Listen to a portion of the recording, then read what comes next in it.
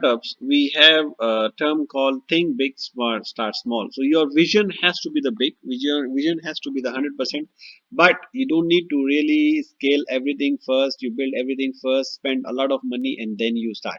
You start with a small product, with a minimum product, which is you can actually go out to the customers to test your idea really before committing a lot of money into the startup. So there are certain examples that we have discussed in the past about the Zappos, which started its online shoe business by taking the pictures from the existing stores, sending it to the customers. If they like it, they buy it, and then the startup founders bought it from the show. Store and then deliver it to the customer directly, so they were able to get a lot of feedback from the customers how they can improve the product. And after that they develop the product. Once they see that the market is actually accepting online deliveries of the shoe also. Before that nobody was able to think that even shoes can be sold small online.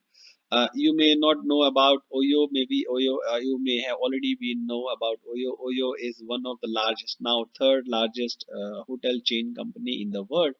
But their starting was very modest. The founder was traveling all around the world to see the hotels, and once he stay at the hotel, he's approached one hotel first to develop to understand how the hotel work can work, and he tested his own ideas on that particular hotel. He renovated the hotel, one hotel, and then he run it, and then when he was successful, he took another hotel, one more hotel, and then he keep on increasing some of the hotels until it was really beyond the control of manual. So they developed the systems, they developed the processes, they developed the playbooks, they put more founders into the company, they hire more people because their inventory was keep on increasing, and then they really scale super fast.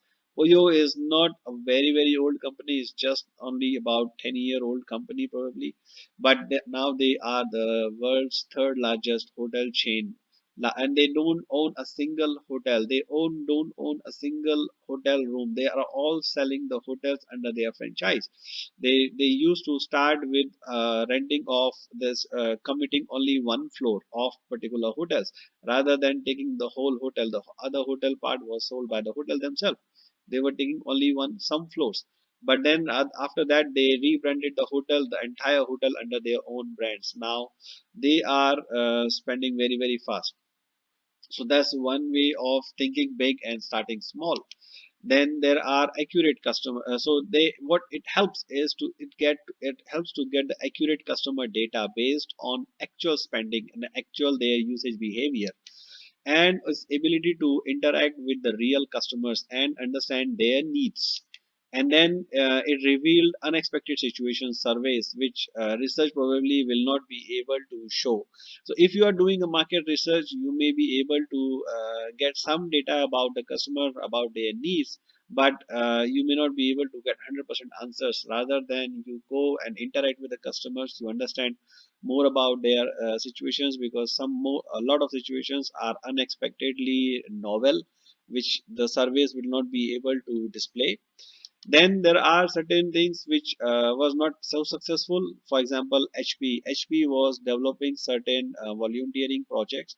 So they rolled out to all the employees, but it was not really successful. So what they could have done is they could have rolled out their volunteer project to a small number of people. Test will they really be able to spend their time after the office on the volunteer project, how they would like to volunteer, and what are its impact on the employee morale, employee productivity. And then they could have developed that particular study and implement it all on the other all on other part of the company, rather than try to roll out the entire program at one go to all the groups. So that is on the think big and start small. Experimentation is so we were discussing on the few startup strategies, lean strategies. So one is called experimentation. So experimentation is a process of rapidly learning what customers want and how much they will pay for it, if they will pay for it. Experiment is actually a product as well. and we test the assumptions so that we don't waste the time on building the wrong product or wrong services, or charging it wrong, or putting up the wrong business model, or committing a very fixed cost. So the experimentation will definitely help us in all those things. The process of experimentation includes make the hypothesis which are supposed to happen, and then the hypothesis can be in both ways. It can be a value hypothesis, how much we will charge, will the customer pay for it, and how much they will pay for it, and the growth strategies, how we will grow our customer, how much will be the product, how many customers we will be able to get, how we are going to retain the customers, will there be new customers. These are all the growth hypotheses. So we need to test our hypothesis with the scientific methods, and then we will able to generate our product with the certain more certainty that we are sure the product will work because we have already tested all the hypotheses. So the necessity of the experiment will answer following questions. Will the customers, do the customers know that they have a need or they have a problem there which we are trying to solve? If yes, is there any solution, or will the customer pay for it?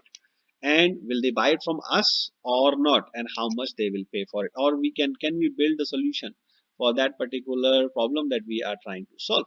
So it was developed by a company called Kodak. Kodak is used to be in more on the print the cameras. However, they are not very known about the Kodak gallery now.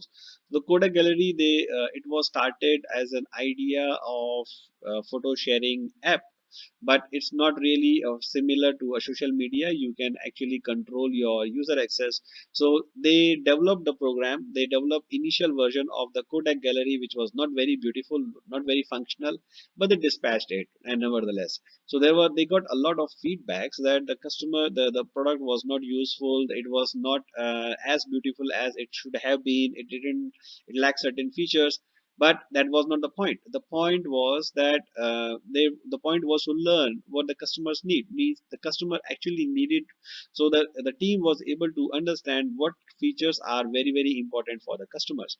So they developed a program after that, after those feedbacks, and now the Kodak gallery is one of the successful products of Kodak. And they can actually they allow the user to protect the privacy, so that they can make sure that they are sharing the photos with the person who are actually using them. So that's another example of lean startup.